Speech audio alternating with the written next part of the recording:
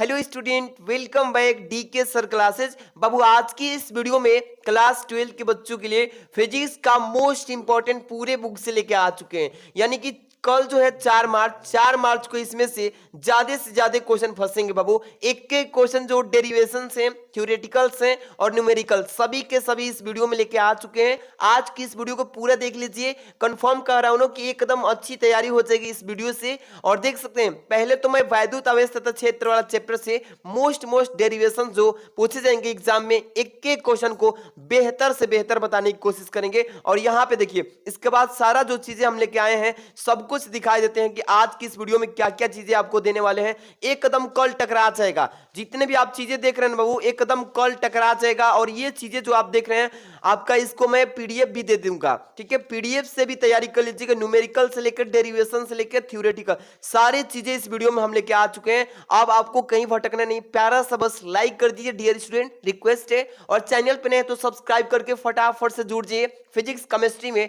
एक कदम ऐसे ही most important question लेके आएंगे और लाइव क्लास भी देने जा रहे हैं, ठीक है। सब लोग सब्सक्राइब करके जुड़ जाइए। एक मोटिवेशन पहले दे देता हूं आपको, मोटिवेशन कोटी सुनाता हूं, ध्यान से सुनिएगा, फिर स्टार्ट करेंगे यहां से क्लास को। देखिए बेहतर से बेहतर की तलाश करो, बेहतर से बेहतर की तलाश करो। मिल जाए नदी तो समंदर की तलाश करो, मिल जाए नदी तो समंदर की तलाश करो। टूट जाते हैं शीशे पत्थर की चोट से, टूट जाते हैं पत्थर शीशे की चोट से, तोड़ से पत्थर ऐसे शीशे की तलाश करो। यहाँ पे ऐसे वीडियो को देखिए जहां पे आपको काफी हेल्प मिले। देखिए बाबू यहाँ पे सबसे महत्वपूर्ण प्रश्न लेके आ चुके हैं जो 4 मार्च को सीधे दिमाग में ठोक के लेकर चले जाना और छाप के चले आना। पहला प्रश्न आपके सामने है बाबू, ध्यान से देखिएगा। एक एक क्वेश्चन को सटीक तरीके से और निचोड़ तरीके से मैं समझाने की कोशिश करूंगा, ठीक है। कूलाम के नियम को परिभाषित करें। पेपर में कैसे आएगा प्रश्न बाबू, प्रश्न पूछेगा, मेरी बात को सुनिए, कि कूलाम के नियम को परिभाषित करिए, ठीक है, तथा इसके मात्रक को भी लिखिए। इस तरीके से पेपर में आएगा।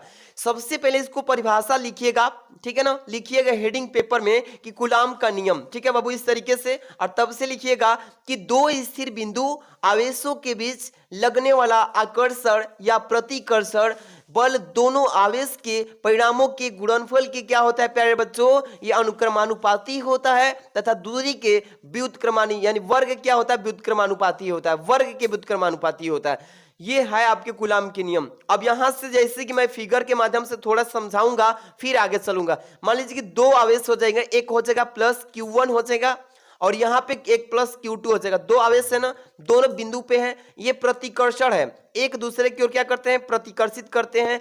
इसके बीच की दूरी फोर्स जो लग रहा है एक दूसरे को क्या कर रहे हैं, प्रतिकर्ष कर रहे हैं। इसके बाद यहाँ पे देखिए एक जो होगा आकर्षण कैसे होता है, Q1 जो एक प्लस हो जाएगा, एक Q2 जो है माइनस हो जाएगा। ये दोनों के बीच की जो दूरी होगी स्मॉल r वर्ग के क्या होती है, व्युत्क्रमानुपाती होती है। अब यहां से लिखेंगे पेपर में, सबसे पहले कूलाम का नियम इतना लिख लेंगे प्यारे स्टूडेंट, लिख लेंगे ना बाबू। इतना के बाद से आपको पेपर में कैसे लिखना है यहां से सुनिएगा। लिखेंगे कि नियमानुसार, किसके नियमानुसार प्यारे स्टूडेंट, कूलाम के नियमानुसार, ऐसे लिखिएगा, ठीक है ना।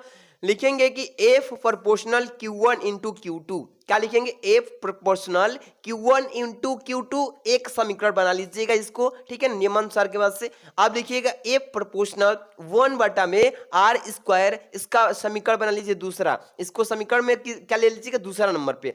अब क्या करेंगे, इसी को सॉल्व करेंगे समीकरण 1 व समीकरण 2 से, इसी समीकरण को सॉल्व करेंगे। कैसे करेंगे प्यारे स्टूडेंट, ध्यान दीजिएगा।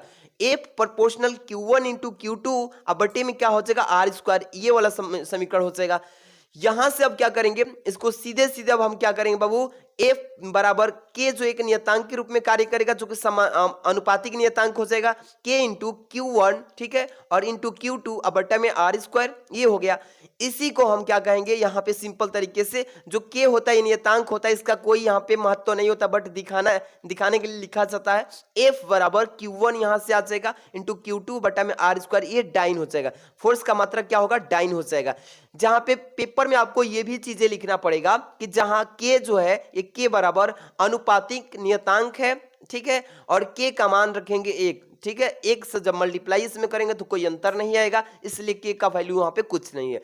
अब यहाँ पे देखिए इसका फॉर्मूला भी याद रखिएगा, यानी कि F बराबर 1 बटा में क्या होता है प्यारे रसगुल्लो, 4 pi epsilon not into Q1 into Q2 बटा में R स्क्वायर, जो कि मात्रक न्यूटन हो जाएगा। बल का मात्रक क्या हो जाएगा? न्यूटन में आ जाएगा। इसी तरीके से ये पेपर में आएगा तो लिख लीजिएगा। पेपर में कल आएगा बाबू, कूलाम के नियम को परिभाषित कीजिए, इसके सूत्र का निगमन अच्छे से, जो भी कुछ करना होगा आराम से कर लेंगे कि नहीं बताइए। अगला प्रश्न को चलते हैं। मोस्ट से मोस्ट इस वीडियो में हम लेके आ चुके हैं, एक एक क्वेश्चन आपके लिए बेहतर देने वाले हैं बाबू, सब लोग ध्यान से देखिएगा। इसका पीडीएफ भी हम आपको प्रोवाइड करेंगे, चिंता नहीं करना है, क्योंकि मुझे भी चिंता है कि आप लोग का पेपर में अच्छा नंबर मिले, क्योंकि हम भी मेहनत कर रहे हैं और आप लोग भी, तो कुछ फल मिलना चाहिए। सब लोग लाइक तो कर दीजिएगा। चलिए, इलेक्ट्रॉन वोल्ट जो लिखा है ना, 1 इलेक्ट्रॉन वोल्ट का पेपर में पूछेगा प्रश्न कि 1 इलेक्ट्रॉन वोल्ट को परिभाषित कीजिए। देखिए लिखेंगे कि 1 इलेक्ट्रॉन वोल्ट वह ऊर्जा है जो किसी इलेक्ट्रॉन से 1 वोल्ट विभवांतर द्वारा त्वरित होने पर प्राप्त हो जाता है, जिसे हम बोलते हैं 1 इलेक्ट्रॉन वोल्ट कहलाता है या कहते हैं। इस तरीके से लिख लेंगे। अब देखिए इसका मान याद रखिएगा कि 1 इलेक्ट्रॉन वोल्ट में कितने होते हैं जूल, तो 1.6 × 10⁻⁻19 जूल होता है। ये चीजें अगर आप याद रखेंगे प्यारे बब्बू, ये याद रखेंगे तभी किसी न्यूमेरिकल जब करेंगे तो 1 इलेक्ट्रॉन का मान रख पाएंगे। ये मान हमेशा याद रखिएगा, और बहुत बच्चे को तो याद भी होगा, ठीक है, बहुत सारे बच्चे को तैयार भी होगा। चलिए, 1 इलेक्ट्रॉन वोल्ट का परिभाषा के साथ आप उसका मान भी याद रखिएगा कि 1 इलेक्ट्रॉन में कितने जूल होता है। आगे वाला क्वेश्चन आप देखिएगा, वैद्युत क्षेत्र की तीव्रता, ये पेपर में पूछेगा कल बाबू कि वैद्युत क्षेत्र की तीव्रता को परिभाषित करें तथा इसके मात्रक को भी वर्णन कीजिए, लिखिए। तो लिखेंगे वैद्युत क्षेत्र की तीव्रता को कि वैद्युत क्षेत्र की किसी बिंदु पर किसी स्थित एकांक का धनावेश जितने बल का अनुभव करता है उसे उस बिंदु पर वैद्युत क्षेत्र की तीव्रता कहते हैं। कैसे बोलेंगे, एक बार फिर से रिपीट कर रहे हैं कि वैद्युत क्षेत्र की तीव्रता किसे कहेंगे प्यारे रसगुल्लो, कि वैद्युत क्षेत्र में, वैद्युत क्षेत्र का मतलब समझ में आता है, जैसे कि लाइन का तार, जैसे कि पोल पे देखिए ना 3 लाइन जाता है, 3 तार, इस तरीके से खुले तार। अब देखिए जो खुला तार है ना, इस खुले तार के चारों तरफ क्या है, लाइट जब गुजरता है तो इस तार के चारों तरफ वैद्युत क्षेत्र उत्पन्न हो जाता है। अब जाएंगे जैसे इसके समीप में तो ये क्या करेगा, अपने दूरी पर ही कुछ रहेंगे तो ये खींच लेता है, तो वहां तक इसका क्षेत्र रहता है कि जहां तक ये खींच सके, और उसी क्षेत्र को वैद्युत क्षेत्र कहते हैं। समझ में आ रहा है मेरी बात? वैद्युत क्षेत्र किसे कहेंगे, वैद्युत क्षेत्र की किसी बिंदु पर स्थित एकांक धनावेश जितने बल का अनुभव करेगा, जितना तक उसका बल कार्य करेगा। देखेंगे कि कोई व्यक्ति जो है 11,000 वोल्टेज के लाइन के नीचे जाता है तो कुछ ही दूरी पर रहता है तो खींच लेता है और उसमें करंट फॉलो करने लगता है, तो उसी क्षेत्र को बोलते हैं वैद्युत क्षेत्र की तीव्रता। समझ में आ गया? उसे क्या कहते हैं, वैद्युत क्षेत्र की तीव्रता कहते हैं। आ गया होगा बहुत प्रेम से, आगे बढ़ेंगे। इसका मात्रक भी बाबू, इसका मात्रक क्या होता है, न्यूटन प्रति कूलाम होता है। न्यूटन क्या होता है, न्यूटन एक वैज्ञानिक है, और प्रति कूलाम, ये अच्छे से याद रखिए। कोई भी आप परिभाषा याद रखिएगा तो उसका मात्रक साथ में जरूर याद रखना, क्योंकि पेपर में उसका मात्रक भी पूछता है। आगे क्वेश्चन चलेंगे 4 नंबर पे। एक एक प्रश्न आपको तोड़ तोड़ के सिखाएंगे ना, कि वहां पे फोड़ फोड़ के आएंगे पेपर को। क्या लिखा है कि वैद्युत फ्लक्स तथा वैद्युत क्षेत्र की तीव्रता में संबंध, पेपर में तो पक्का पूछेगा, वैसे ही वायरल क्वेश्चन लेके आए हैं कि वैद्युत फ्लक्स तथा वैद्युत क्षेत्र की तीव्रता में संबंध पूछा है, इसमें कि रिलेशन क्या होता है। तो यहाँ पे लिखेंगे वैद्युत फ्लक्स, यानी कि इसको डिनोट करते हैं फाई से। किस चीज से प्यारे बाबू, इसको फाई से डिनोट करते हैं, और फाई बराबर होता है vector sigma E into vector del D into A. ये मतलब फाई के बराबर होता है, इतना क्या।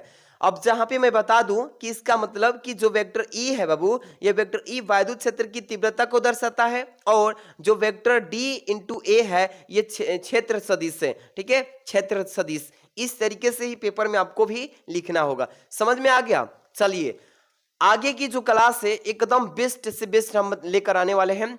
एक और मोटिवेशन सुनाएंगे, सबसे पहले ये तो खत्म हो जाए। कुछ 5 नंबर क्वेश्चन की तरफ बढ़ रहे हैं, और ये पेपर में कल पूछा ही जाएगा कि गॉस की परिमेय बताइए कि कैसे, मतलब इसको निगमन करेंगे, कैसे इसकी परिभाषा देंगे। पेपर में पूछेगा बाबू कि गॉस की परिमेय को परिभाषित कीजिए। ठीक है प्यारे रसगुल्लो, तो ध्यान समझिएगा कि किसी बंद पृष्ठ से गुजरने वाला वैद्युत फ्लक्स उस पृष्ठ द्वारा प्रतिबद्ध कुल वैद्युत आवेश यानी कि 1/ε0 गुना होता है, ठीक है, जिसे गॉस की प्रमेय कहते हैं। एक बार फिर से समझिएगा, क्योंकि कल जब पेपर में आएगा बाबू तो घबराना नहीं है, एक ही बार में अच्छे से लिख देना। गॉस की प्रमेय का परिभाषा पूछेगा ही पूछेगा, ठीक है। और उसका फॉर्मूला जो होता है उसको भी लिखना पड़ेगा, तब भी फुल नंबर देगा एग्जामिनर।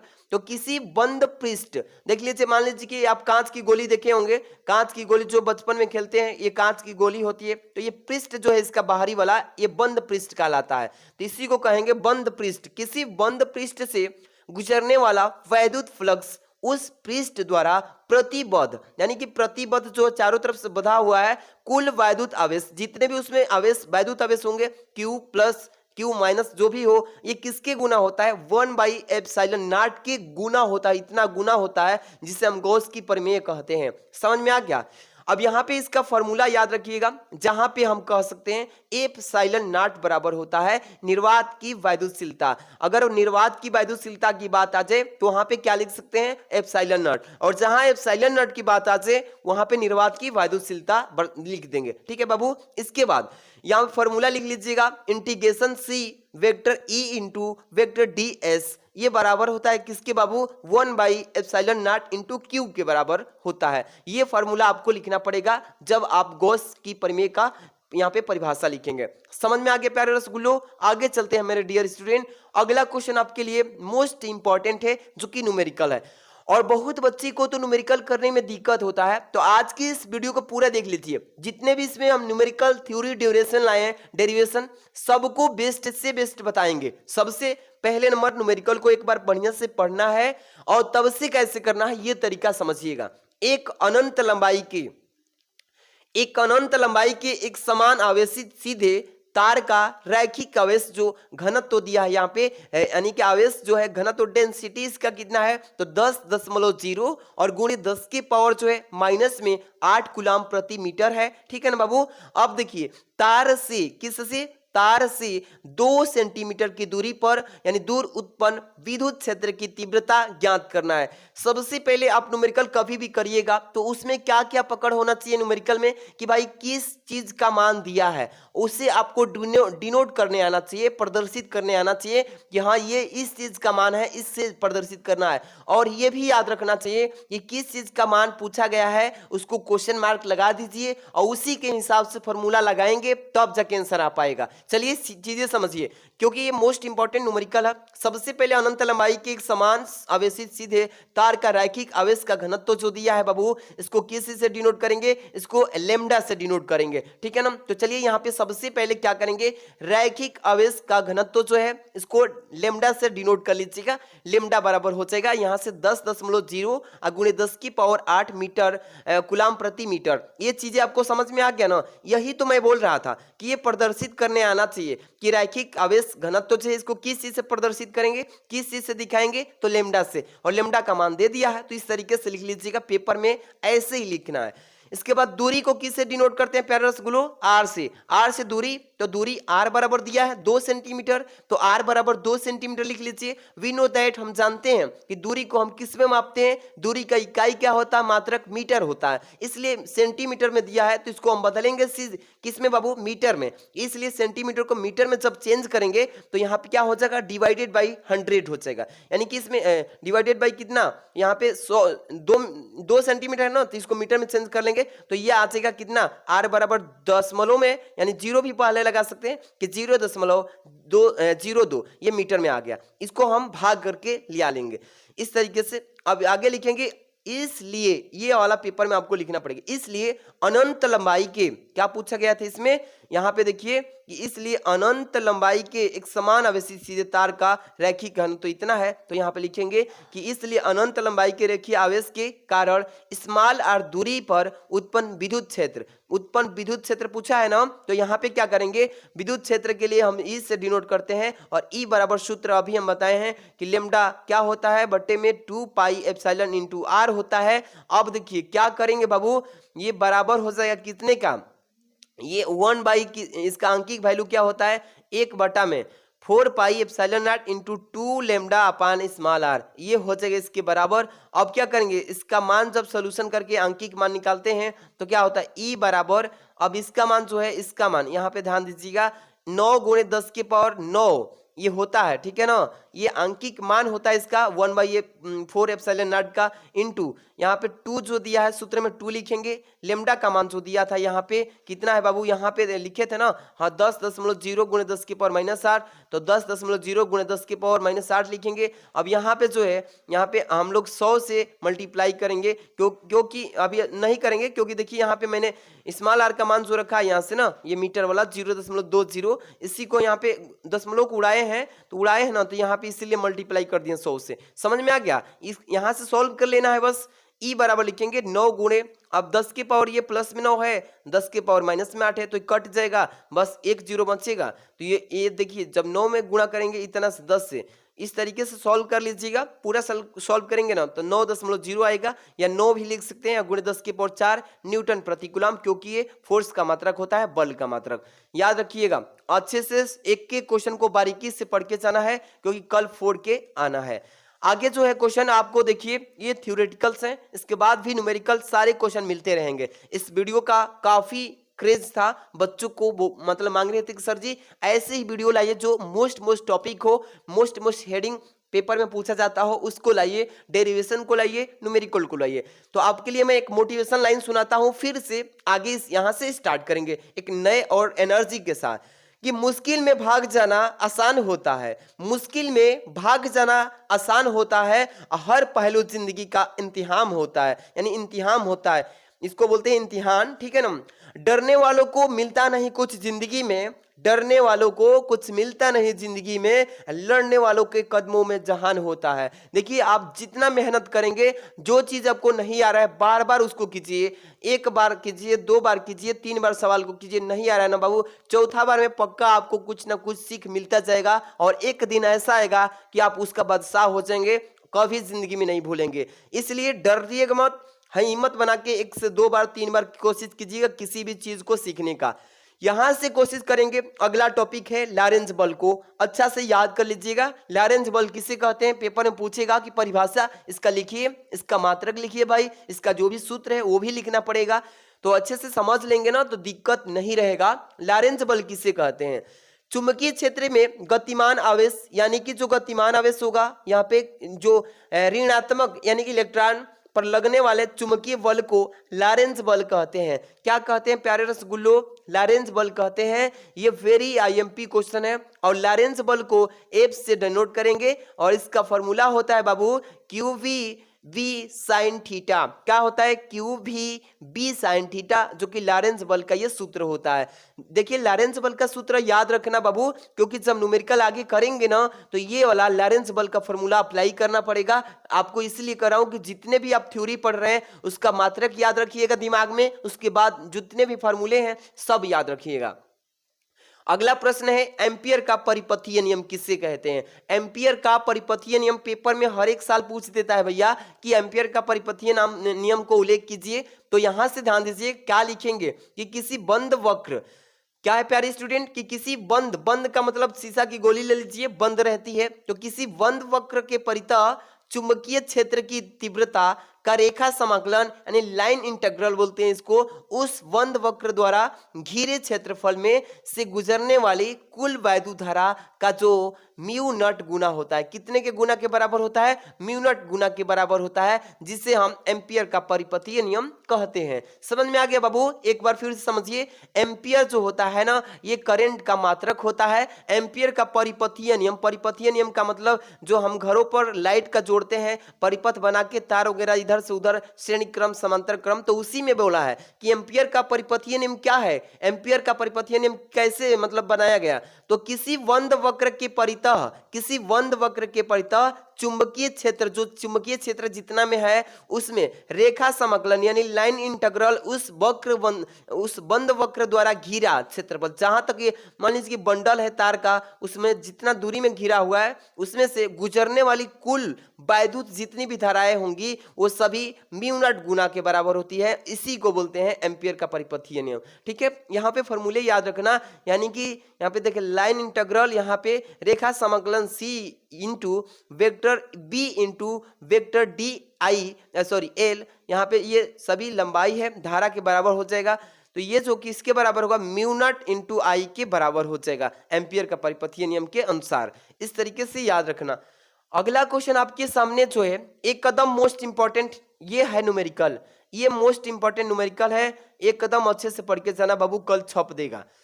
अगर नहीं छापेगा इस बेस पे तो कुछ यहाँ पे चेंजिंग कर सकता है, बस यहाँ पे वाट बदल देगा, वोल्टेज बदल देगा, लेकिन सेम क्वेश्चन इसी बेस पे रहेगा कि दो बल्ब लिया है। मान लीजिए कितने बल्ब, यहाँ पे मेरी बात को समझिए, जितने भी हमारे बाबू प्यारे बच्चे देख रहे हैं सब लोग को अच्छे से ध्यान दीजिएगा मेरी बात को। इसलिए मैं कोशिश कर रहा हूँ कि आप लोग को बेहतर से बेहतर चीजें हम सिखा सकूं, क्योंकि आज की क्लास जो होने वाली है बेहतर से बेहतर होगी। दो बल्ब है, एक 60 वाट का, यहाँ पे मान लीजिए कि 60 वाट वाला बल्ब है, 60 वाट वाला। एक और बल्ब मान लीजिए कितने वाट का है, यहाँ पे 40 वाट का, 40 वाट का एक और बल्ब है, ठीक है। और दोनों बल्ब में समान विभवांतर दिया जाता है, 220 वोल्ट इसमें भी दिया है 60 वाट वाला में, और 40 वाट वाला में भी 220 वोल्ट का यहाँ पे विभवांतर दिया है। तो कह रहा है कि को 220 वोल्ट के मेंस में किस क्रम में भाई, श्रेणी क्रम में जोड़ा जाता है। तो बल्बों की कुल शक्ति बताइए कि कितना शक्ति होगा इस बल्बों की। तो कैसे करना है न्यूमेरिकल को, चीजें समझिए। मैंने बताया है ना बार बार कि सबसे पहले जिसका मान दिया लिखिए P1 मतलब पहला जो बल्ब की शक्ति है P1 से दर्शा लीजिएगा 60 वाट, इस तरीके से लिखिएगा। इसमें V1 दिया है 220 वोल्ट पे विभवांतर दे रहा है इसका, तो V1 लिख लीजिएगा 220 वोल्ट, इसका काम क्लास। इसमें आइए P2 कितना है, दूसरा शक्ति P2 बराबर 40 वाट है। इसमें V2 कितना है, V2 भी उतना ही जितना पहले में दिया है, ठीक है। अब इसमें क्या करेंगे, सबसे पहले P बराबर शक्ति बराबर सूत्र लगाएंगे। शक्ति बराबर क्या होता है, V इंटू आई होता है, यानी विभवांतर गुणे धारा या धारा गुणे विभवांतर। इसको उधर से इधर कर लेंगे, कोई दिक्कत नहीं है, इसी बेस पे करेंगे। तो सबसे पहले क्या निकालना पड़ेगा, प्रतिरोध निकालना पड़ेगा। दोनों बल्ब का प्रतिरोध निकालेंगे कि कितने वाट कितने ओम का प्रतिरोध है। तो R1 पहले निकालेंगे, R1 बराबर R बराबर V स्क्वायर बटे में P1 होता है, यानी V स्क्वायर बटा में P होगा। V का मान कितना है 220, तो 220 का स्क्वायर कर लीजिएगा। P का मान 60 है, 60 लिख लीजिएगा। यहाँ पे 220 का स्क्वायर कीजिए, 220 गुणे 220 हो जाएगा। और 60 से जब इसमें 60 से क्या करेंगे, भाग देंगे तो कट जाएगा, तो 220 गुणे 11 हो जाएगा, बट्टा में 3 होगा। जब सॉल्व करेंगे तो R1 का मान 807 आएगा। इसको कैलकुलेशन कर लीजिए, गुणा सॉल्व करेंगे तो 807 ओम आ जाएगा, ठीक है। अब इसी तरीके से दूसरा बल्ब का भी प्रतिरोध निकालेंगे बाबू। क्या निकालेंगे, जैसे कि उसमें निकाले थे प्रतिरोध R2 बराबर V स्क्वायर V2 बटा P2, इस तरीके से कर लेंगे सेम। यहाँ पे इसका R2 बराबर लिखेंगे 220 गुणे 220, क्योंकि V का भी मान इसमें भी 220 है, स्क्वायर करेंगे तो 220 गुणे 220। अब बटे P2 का मान कितना है, इसमें 40 है, तो इसकी जगह पे 40 लिख के सॉल्व करेंगे कैलकुलेशन, तो 1210 ओम आ जाएगा R2 का मान। अब क्या करेंगे, इसमें कुल शक्ति पूछा है बल्बों की, तो सबसे पहले क्या करेंगे, टोटल तुल्य प्रतिरोध दोनों का निकालेंगे। श्रेणी क्रम में बोला है ना कि श्रेणी क्रम में जोड़ दिया है, तो यहाँ पे R1 का मान कितना आया है 807, R2 का मान 1210 आया, तो श्रेणी क्रम में जोड़ेंगे तो R बराबर होता है R1 प्लस R2, 807 प्लस 1210 जोड़ेंगे तो ये कितना आ जाएगा, यहाँ पे टोटली आ जाएगा 2017। ये आ गया हम लोग का R का मान। समझ में आया बाबू, ऐसे ही करना है। आगे की क्वेश्चन की तरफ हम चलेंगे। बेस्ट से बेस्ट एक के क्वेश्चन को बताने की कोशिश है। आप लोग इस वीडियो को प्यारा सा लाइक और चैनल पे नहीं तो सब्सक्राइब कर लीजिएगा। एक कदम कल पेपर में टकरा जाएंगे सारे के सारे क्वेश्चंस, ठीक है बाबू। इलेक्ट्रॉन वोल्ट किसे कहते हैं, प्यारा सा ये क्वेश्चन है, और पेपर में कैसे छाप देना है कल एक एक चीज हम आपको डिटेली बताएंगे। इलेक्ट्रॉन वोल्ट किससे कहते हैं बाबू, तो इसका परिभाषा पूछेंगे, लिखेंगे। ऐसे भी पेपर में पूछेगा तो घबराना नहीं है, घुमा करके भी पूछ देगा कि 1 इलेक्ट्रॉन वोल्ट का परिभाषा दीजिए, 1 इलेक्ट्रॉन वोल्ट को परिभाषित कीजिए, या इस तरीके से भी पूछेगा इलेक्ट्रॉन वोल्ट को परिभाषित कीजिए, तो घबराना नहीं है। एक पहले लगा दे या न लगाए, लेकिन परिभाषा सेम होगा। लिखेंगे 1 इलेक्ट्रॉन वोल्ट यानी ईवी, इसी को बोलते हैं इलेक्ट्रॉन वोल्ट, वह ऊर्जा है जो कि 1 इलेक्ट्रॉन आवेश यानी Q बराबर E बराबर यानी कि जो होगा 1.6 गुणे 10 के पावर -19 कूलम 1 वोल्ट विभवांतर पर त्वरित होने पर प्राप्त होता है, और इसी को बोलते हैं इलेक्ट्रॉन वोल्ट, ठीक है। इस तरीके से पेपर में लिख लेंगे बाबू, इस तरीके से लिख लेंगे ना, आप पेपर में छाप दीजिएगा। इसके बाद जो बोलने वाले हैं नति कोण, क्या है इसको अच्छे से पढ़ के जाना। नति कोण किससे कहते हैं, नति कोण क्या होता है बाबू, देखिए पेपर में आएगा कि नति कोण वह कोण है जो चुंबकीय में पृथ्वी के चुंबकीय क्षेत्र यानी कि पृथ्वी के, यहाँ पे ई कह रहा है तो इसका यहाँ पे क्या हो जाएगा, ई अर्थ पृथ्वी की दिशा और क्षैतिज दिशा के बीच बनता है, इसे ही बोलते हैं नति कोण। समझ में आया? एक बार अच्छे समझाई देते हैं फिर से कि नति कोण किसे कहते हैं। नति कोण वह कोण है जो चुंबकीय में पृथ्वी के चुंबकीय क्षेत्र की दिशा और क्षैतिज दिशा के बीच में लगता है, और वही जो बनता है उसी को नति कोण कहते हैं। पढ़ के अच्छे से समझ लीजिएगा। इसके बाद अगला जो टॉपिक है, स्वप्रेरण किसे कहते हैं। क्या है प्यारे बच्चों?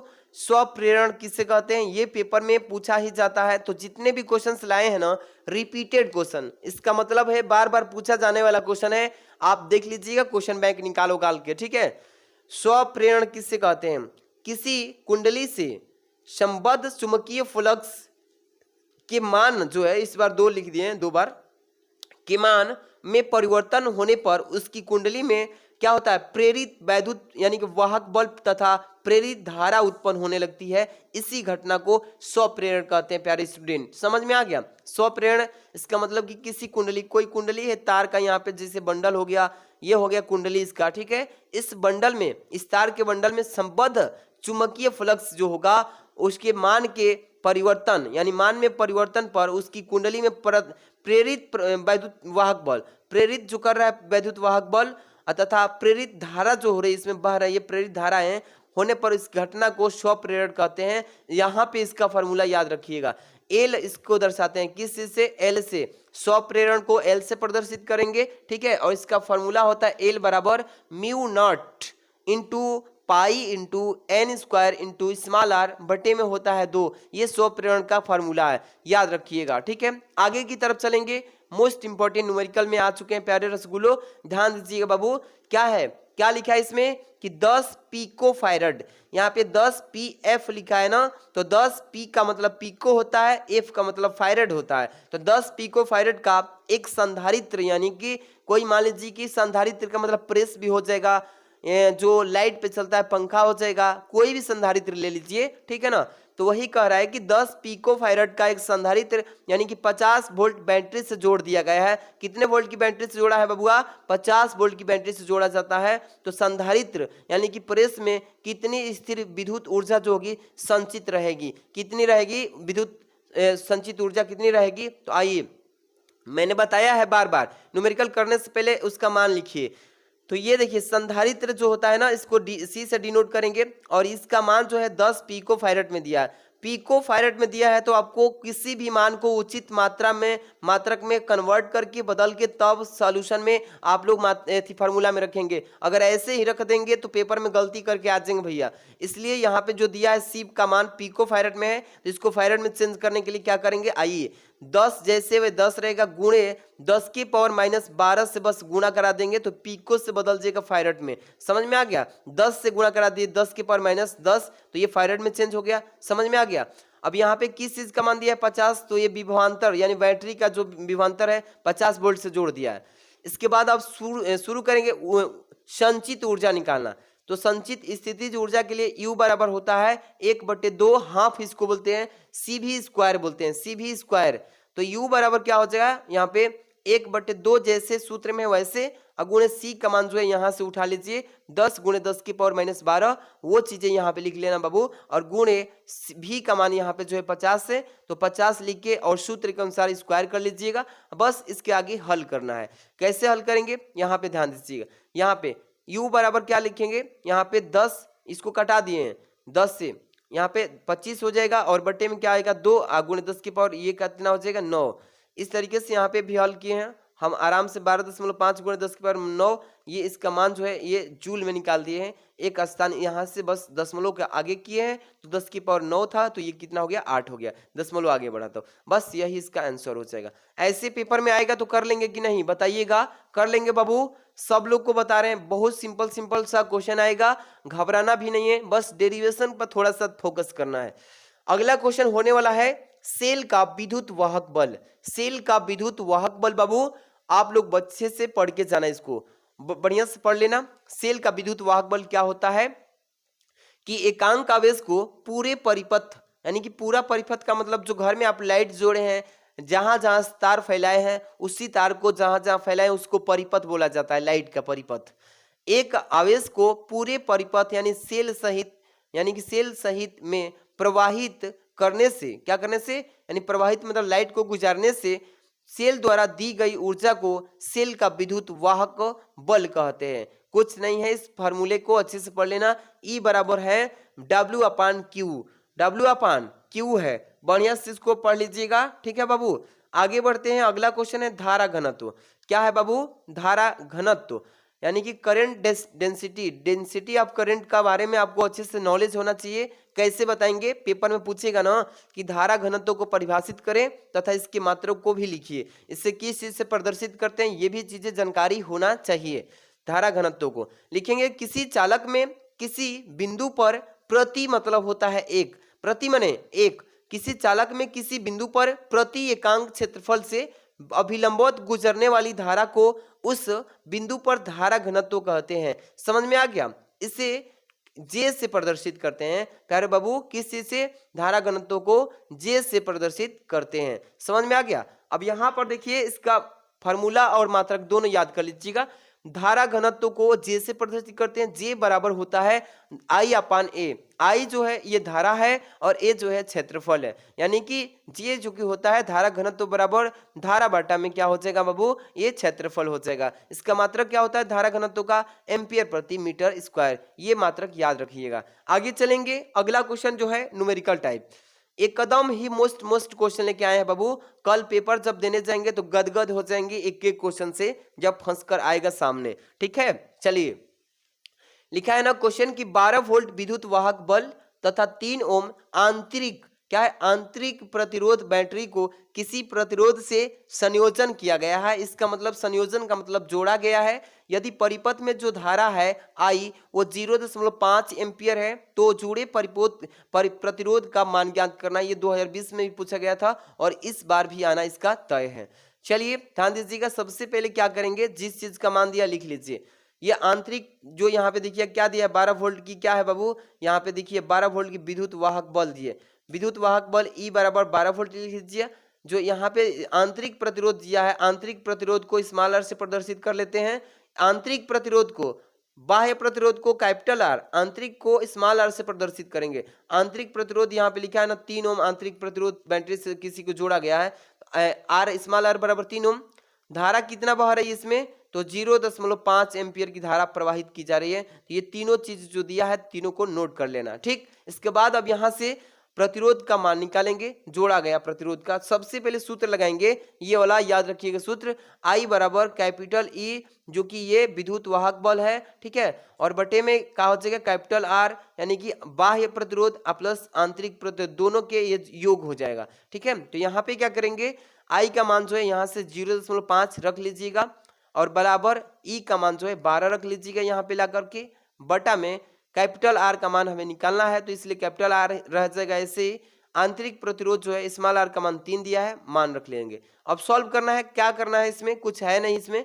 अब इसमें गुणा कर देना है तो 0.5 ये अतिरिक्त गुणा कर रहे हैं और ये इंटू r हो जाएगा, ठीक है। अब प्लस में क्या हो जाएगा 3, इतना लिख लेंगे एक साइड और बराबर के इधर बचा है केवल 12, इसलिए 12 हो जाएगा।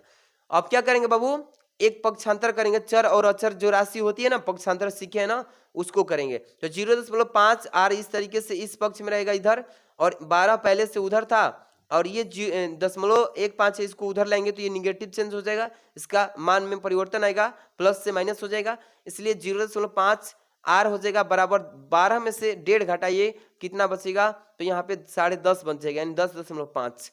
यहाँ पे r का अब मान निकालना है ना प्रतिरोध का, क्योंकि पूछा है ना कि जुड़े प्रतिरोध का मान निकालिए, तो r बराबर क्या हो जाएगा, ये 21 हो जाएगा। सीधे सीधे मैंने यहाँ पे निकाल दिया है, ये 10.5 ये बटा के नीचे आ जाएगा 0.5, इस तरह से भाग देंगे 21 बार में कट जाएगा, r का मान आ गया 21 ओम। समझ में आ गया बाबू? ऐसे ही पेपर में आपको भी छाप के आना है। एक क्वेश्चन हम आप इसीलिए बता रहे हैं कि कोई दिक्कत ना हो। अगला न्यूमेरिकल देखिए, मोस्ट इंपॉर्टेंट क्वेश्चन है, सबके सब क्वेश्चन जो लाए हैं मोस्ट इंपॉर्टेंट। लिखा है इसमें कि एक उत्तल लेंस, क्या है बाबू, एक उत्तल लेंस, फिजिक्स का दूसरा भाग से क्वेश्चन बता रहे हैं, फिजिक्स के दूसरे भाग से बता रहे हैं बाबू, अच्छे से इसको रिवीजन करके जाना है आपको कि एक उत्तल लेंस तथा अवतल लेंस की फोकस जो दूरियां हैं क्रमशः 10 सेंटीमीटर भी दिया है और 50 सेंटीमीटर भी दिया है। दोनों लेंस संपर्क में रख दिया है बाबू, और यह कहा है कि यह युग्म से 25 सेंटीमीटर की दूरी पर वस्तु भी रख दिया है, तो वस्तु के प्रतिबिंब की स्थिति। आइए न्यूमेरिकल को कैसे समझ के करना है, बहुत बच्चे को ये न्यूमेरिकल समझ में नहीं आता है, तो हम बताते हैं ट्रिक से कैसे समझेंगे। सबसे पहले आप सवाल करिएगा तो आपको ऑप्टिक्स वाला क्वेश्चन देगा, यानी प्रकाशिकी का दूसरे भाग से। उसमें लेंस दिया रहेगा बाबू कि कौन सा लेंस है। पहले तो प्रश्न में आपको लेंस पे ही ध्यान देना है कि कौन सा लेंस से सवाल दिया है। तो यहाँ पे लिखा है ना, पहले उत्तल लेंस दिया है। कौन सा लेंस दिया है? उत्तल लेंस। तथा फिर दिया है अवतल लेंस। ये दोनों लेंस दिया है, और दोनों लेंस की फोकस दूरी जो क्रमशः के रूप में दिया है, यानी उत्तल लेंस का फोकस दूरी यहाँ पे 10 है, अवतल लेंस की फोकस दूरी यानी कि 50 सेंटीमीटर है। दोनों का मान दे दिया। ठीक, अब क्या बोला है कि लेंस संपर्क में रखा। भाई लेंस मतलब संपर्क मतलब एक दूसरे को सटा के रखा गया है, और कह रहा है कि यह युग्म जब जोड़ा बनेगा ना, वहां पे संपर्क में रखेंगे तो यह युग्म से यानी कि वहां से फोकस से 25 सेंटीमीटर की दूरी पर वस्तु रख दी गई है, यानी ऑब्जेक्ट जो है ये 25 सेंटीमीटर पर है। तो कह रहा है कि प्रतिबिंब की स्थिति, प्रतिबिंब की स्थिति कहता है, तो इसका मतलब v का मान हमें निकालना है। चलिए ज्ञात कैसे करेंगे, ध्यान दीजिएगा। उत्तल लेंस यानी कि इस F1 से प्रदर्शित कर लीजिए, क्योंकि दो लेंस का फोकस है भाई, तो F1 से प्रदर्शित कर लीजिए। और उत्तल लेंस में जो फोकस दूरी होता है धनात्मक लिख लीजिएगा 10 सेंटीमीटर। अवतल लेंस के लिए लिखेंगे F2 बराबर ये -50 सेंटीमीटर। क्यों माइनस में होता है? क्योंकि ये देखिए अवतल लेंस में फोकस दूरी चिन्ह प्रॉपर्टी के अनुसार ये माइनस लग जाएगा, इसलिए -50 सेंटीमीटर हो जाएगा। अब यहाँ से संयुक्त फोकस दूरी निकालेंगे। यहाँ पे F1 और F2 दोनों को संयुक्त करेंगे ना भाई, क्योंकि संयुक्त फोकस दूरी से वस्तु की दूरी दिया है, इसलिए दोनों को फोकस को जोड़ेंगे। तो इसके लिए सूत्र होता है दोनों का 1/f बराबर 1/, ये वाला फॉर्मूला याद रखिएगा, 1/f1 प्लस 1/f2। इसी फॉर्मूले पर मान रखिए। 1/f1 बराबर हो जाएगा ये 1/10 प्लस 1/f2 की जगह पर -50 हो जाएगा। दोनों को सॉल्व करेंगे एलसीएम लेके, तो 1/10 माइनस 1/50, एलसीएम ले लीजिए। 1/f बराबर 50, 5 माइनस 1/4 ये हो जाएगा 50, काट देंगे ऊपर नीचे 2 से, तो 2/25 आएगा। 1/, यहाँ पे लिखेंगे 1/, क्या आएगा 1/f का मान 2/25, यहाँ पे 2/25 लिख लीजिएगा। अब यहाँ से आगे चलेंगे, u का मान जो है 25 वस्तु की दूरी दिया है, लेकिन यहाँ पे माइनस रखेंगे। क्या रखेंगे? लेंस का आप सूत्र लगाएंगे। क्यों लगाएंगे बाबू? क्योंकि यहाँ से प्रतिबिंब को ज्ञात करना है, प्रतिबिंब की स्थिति निकालना है ना, तो इसलिए लेंस का सूत्र आपको अप्लाई करना ही पड़ेगा। क्या लिखेंगे बाबू? 1/f बराबर 1/v माइनस 1/u, क्योंकि ये लेंस का सूत्र होता है, इसी से करेंगे। तो यहाँ पे 1/v का f का मान 2/25 हमने यहाँ पे लाया है ना, 2/25, तो वही चीज यहाँ पे लिख देंगे। जहां पे 1/f लगेगा वहां पे सीधे इसके मान को रख देंगे। 1/v का मान निकालना है, तो ये छोड़ दीजिए ऐसे, माइनस 1/u, तो ये माइनस सूत्र में होता है पहले से, और ये वस्तु की दूरी जो है 1/-25, इसको कैलकुलेशन करेंगे तो प्लस में चेंज हो जाएगा, प्लस में माइनस गुणा होगा, तो 1/v बराबर क्या करेंगे 2/25 प्लस 1/25, दोनों का हर समान है, इसलिए 2 प्लस 1 ऊपर ऊपर जुड़ जाएगा, नीचे एलसीएम वही रह जाएगी। 1/v बराबर 2 1 3/25, तो ये 3/25 आ गया। अभी v का मान निकालना है, त्रिया गुणा कर लीजिएगा, क्रॉस मल्टीप्लाई, तो यहाँ पे 25/3 भाग करेंगे 25 में 3 से, तो 8.33 सेंटीमीटर। समझ में आ गया बाबू? ऐसे ही पेपर में करके आना है। अगला क्वेश्चन आपके सामने है, मोस्ट इंपॉर्टेंट क्वेश्चन, ये भी न्यूमेरिकल है, अच्छे से इसको करके आना बाबू। एक एक क्वेश्चन आपको मैं सिखा दे रहा हूं, आज की दिक्कत ना होगी कल, है ना। और ये क्लास से काफी क्वेश्चन फंसेगा, जो भी मैं क्लास में बता रहा हूँ ना, पेपर देके आएंगे तो बोलेंगे कि सर जी जो आप क्लास दिए थे ना, उस क्लास में सभी क्वेश्चन टकरा गए थे सर, निगमन वाला बस रह गया है, निगमन वाला भी क्वेश्चन हम लेके आने वाले हैं। कांच, यहाँ पे न्यूमेरिकल लिखा है, कांच जो है ANG, कांच जो है वायु के सापेक्ष कांच, ग्लास का जो दिया है मान दिया 3/2 है, के पतले प्रिज्म द्वारा प्रकाश किरण का अल्पतम विचलन जो कोण है डेल एम से प्रदर्शित करते हैं। अल्पतम विचलन कोण को काथी से बाबू? डेल एम से प्रदर्शित करते हैं। बराबर कितना मान दिया है? 60 अंश दिया है। और कह रहा है कि यदि प्रिज्म को जल में कितने में, यानी कि ANW, इसका मतलब वायु के सापेक्ष जल वाटर होता है, जल के मान दिया है कितना 4/3 में डुबो दिया गया है। तो कह रहा है विचलन कोण बताइए, यानी विचलित कितने अंश पर होगा, ये चीजें बताना है। तो n बराबर जो दिया है अपवर्तनांक ANG का मान यहाँ 3/2 लिख लेना, इसमें भी दिया है, इसमें भी n बराबर तो ANW बराबर मान दिया है वायु के सापेक्ष जल का, तो यहाँ पे 4/3 दोनों का मान ऑलरेडी दिया है, इस सवाल में से लिख लीजिएगा। इसके बाद अब हमें निकालना है क्या बाबू, सबसे पहले WNG यानी वायु के सापेक्ष कांच का अपर्तनांक निकालेंगे। पहले सूत्र ये याद रखना, ANC बटा में ANW होता है, पहले वाला ऊपर रहेगा और दूसरा वाला जो अपर्तनांक है नीचे आ जाएगा बटा में। भाग कर दीजिए, मान रख के 3/2 और बड़ा वाला बटा लगा के 4/3। इसमें से आप चाहें तो कटा भी सकते हैं या तिर्यक गुणा भी करेंगे। यहाँ से सॉल्व करेंगे 3/2 जैसे वैसे रहेगा, ये पलट जाएगा, मान 3/4 होगा, तितरी का 9 हो जाएगा, गुणा करेंगे और 4 दूनी के 8, 9/8 हो जाएगा इसका आंसर। समझ में आ गया बाबू? सब लोग ध्यान से इस क्वेश्चन को पढ़ लेना। आज की इस वीडियो में जितने भी मैं क्वेश्चंस बताया हूँ, जितने भी आपको फॉर्मूले बताया हूँ, जितने भी डेरिवेशन जो भी बताया हूँ, इस वीडियो को अच्छे से समझ लीजिए। इसका PDF जो है टेलीग्राम पे मैं सेंड करने की कोशिश कर रहा हूँ। DK सर क्लासेस को सब्सक्राइब कर लीजिए और प्यारा से इस वीडियो को लाइक करके और टेलीग्राम पे आ जाइए। वहाँ पे सभी हम जितने भी PDF बना रहे हैं सबको सेंड करेंगे। तो चैनल पे नए सब्सक्राइब कर लीजिएगा। मिलते हैं नेक्स्ट वीडियो में डेरिवेशन लेकर के। Thanks for watching.